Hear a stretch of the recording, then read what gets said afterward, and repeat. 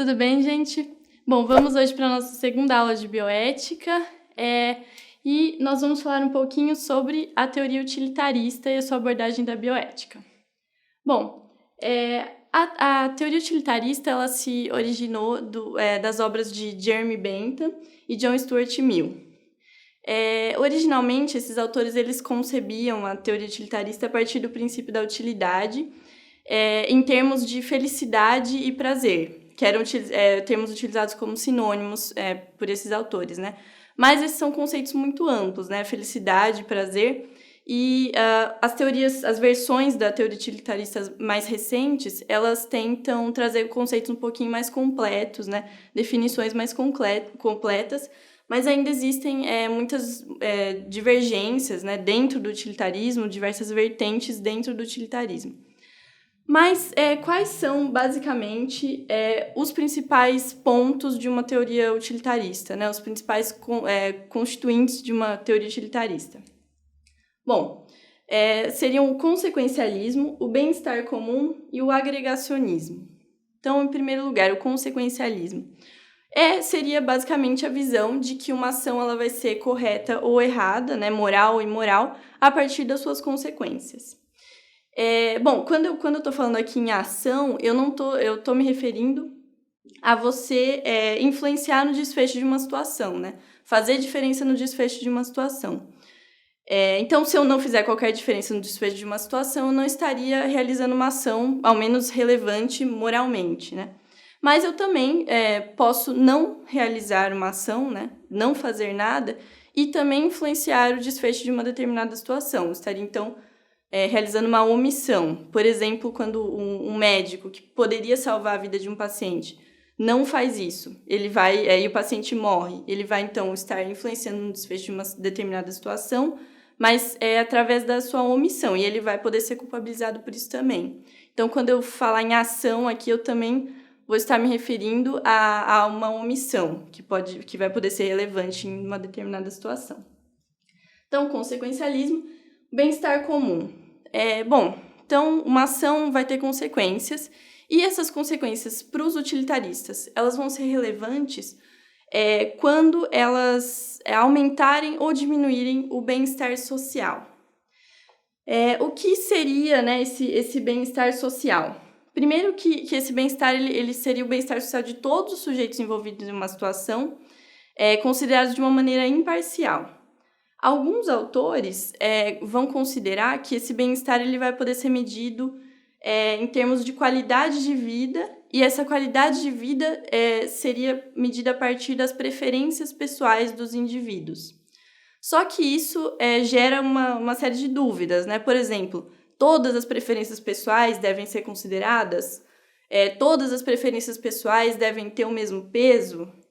Se eu tenho uma preferência pessoal sobre um fato futuro, ela deve ser considerada agora, né, numa decisão que eu vou tomar agora, ou ainda se eu tenho uma preferência pessoal em relação a outras pessoas, mas que não me afeta diretamente em nada. Essa preferência deve ou não ser considerada, né?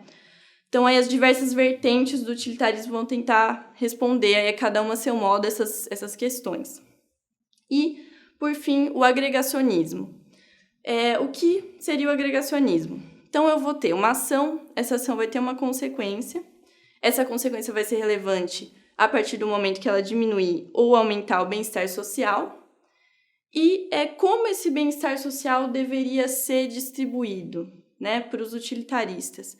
Então, o agregacionismo ele vai estar se referindo a essa questão da distribuição desse bem-estar social.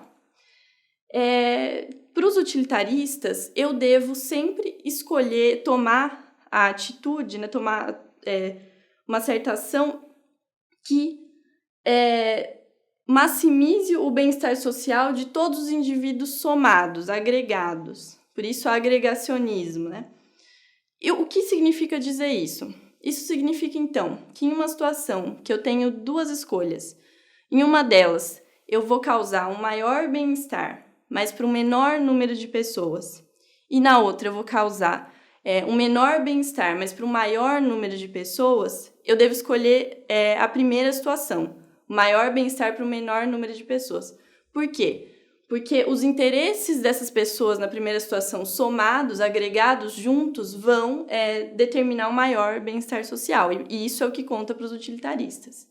Esse é um ponto, inclusive, de muita crítica, né, da teoria utilitarista, porque muitos estudiosos consideram que a igualdade na distribuição de um bem-estar social, né, de um bem, ele tem valor em si mesmo. Então, na verdade, atingir essa igualdade na distribuição do bem-estar social seria atingir esse bem-estar social, né? Bom, como que a teoria utilitarista, então, pode aparecer na bioética? Um bom exemplo de como essa teoria poderia aparecer na bioética seria na questão da escolha de tratamentos pelo médico, de tratamentos a serem dados para um determinado paciente. Então, para escolher um determinado tratamento para um paciente, o médico ele vai pesar os riscos, os benefícios desse tratamento para o paciente, ou das diversas opções que ele vai ter, e às vezes até mesmo o custo desses tratamentos, né? Então, se você seguir esse raciocínio utilitarista, nós vamos estar pensando em questões de aumentar o prazer, maximizar o prazer, diminuir a dor, e às vezes até entrando em conflito com concepções de sacralização da vida, de maior valorização da vida, de indisponibilidade da vida. Inclusive, foram criadas algumas fórmulas que podem ser consideradas de origem utilitarista para racionalizar e objetivar essa questão da escolha, né, da intervenção terapêutica nos pacientes. Algumas dessas fórmulas são o ACB, que é a análise de custo-benefício, a ACE, a análise de custo-eficácia, e a CALI, que seriam anos de vida ajustados à qualidade. Então, só para explicar mais ou menos como isso funcionaria, vou dar um exemplo da CALI. A CALI ela seria uma avaliação do custo-benefício de um tratamento para um determinado paciente. Um CALI, uma medida de CALI, significa, então, 1 ano de vida ajustado à qualidade de vida. Então, é um produto aritmético entre os anos de vida restantes do paciente e a qualidade desses anos de vida restantes. Da onde eu tiro os valores, né, para fazer esse cálculo?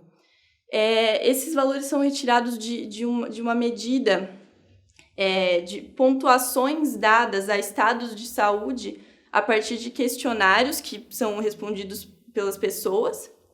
E a partir dessas pontuações vão ser gerados valores que vão ser utilizados no cálculo desse índice, né, da CALI.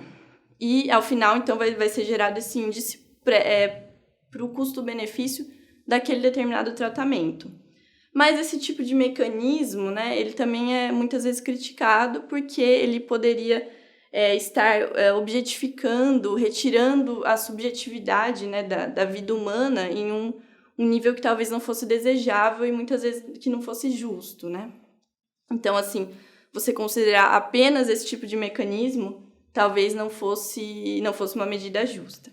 Bom, gente, por hoje é só. Espero que existem muitas discussões, né, sobre essa teoria, sobre o utilitarismo, mas espero que eu tenha conseguido fazer vocês entenderem um pouquinho de como que isso funcionaria na bioética.